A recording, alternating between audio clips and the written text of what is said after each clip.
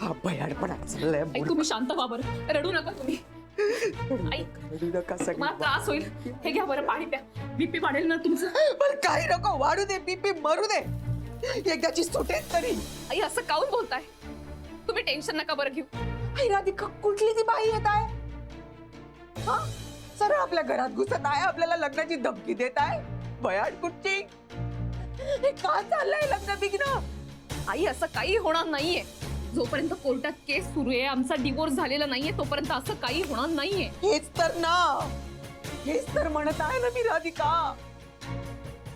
तुमच्या या घटस्फोटाच्या प्रकरणामुळेच तर हे सगळं घडत आहे ना. नसतं घटस्फोटाची केस झाली आणि नसतं हे घडलं काही. आई असं काऊन बोलून राहिलात तुम्ही? हे सगळं डिवोर्सच्या केसमुळे नाही झालंय. यांनी शन्याबरोबर जो साखरपुडा करून ठेवलाय ना, त्यामुळे झालं. त्या बाईला एवढा पुरावाही पुरेसा आहे. ती यावरनं ब्लॅकमेल सुद्धा करू शकते आपल्याला.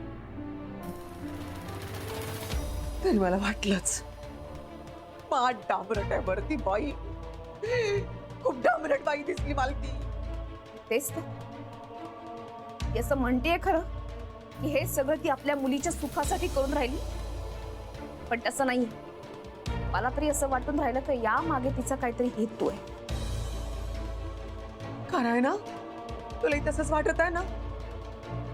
मलाही वाटते राधिका, या मनामध्ये काहीतरी शिजत आहे. पहा बरं. तेच तर शोधून काढायला हवं. राधिका, इथे बस. ऐक ऐक ऐक ऐक बस. राधिका बाई, ऐक मी का सांगत आहे ते. हे लग्ना बिग्नाचं लफडं नाही पाहिजे बाई आपल्याला. आई पडते मी तुझ्या. आई ऐक तू ऐक. आपल्या गुरुचं आणि त्या बैताडीचं लग्न होऊ देऊ नको बाई. आई गुरु सुखी नाही राहू शकणार त्या बैताडी बरोबर. त्याच्या आयुष्याचं सगळं वाटोळ होऊन जाईल बाई. पाया पडते मी तुझ्या. थांबव. असं काय करून राहिलात तुम्ही? हे काय करताय? मी खरं सांगते तुला, मला सगळं कळते. मा गुरु मूर्ख आहे, बेअक्ली आहे. त्याला त्याचं मला पुरं नाही कळत आहे म्हणून चुकांवर चुका करत आहे. पहा कसा वाहत चाललाय तो. त्याला कळत नाहीये त्याचं आयुष्य उद्ध्वस्त होऊन जाईल. आई अजून काय व्हायचं राहिलंय? आई आता माझ्या हातात काही नाही, आणि आता तर आमचा डिवोर्स सुद्धा होईल. बस बस, तोच म्हणायला नको देऊ बाई. हे तर किती दिवसांपासून मी तुम्हाला सांगत आला आहे ना.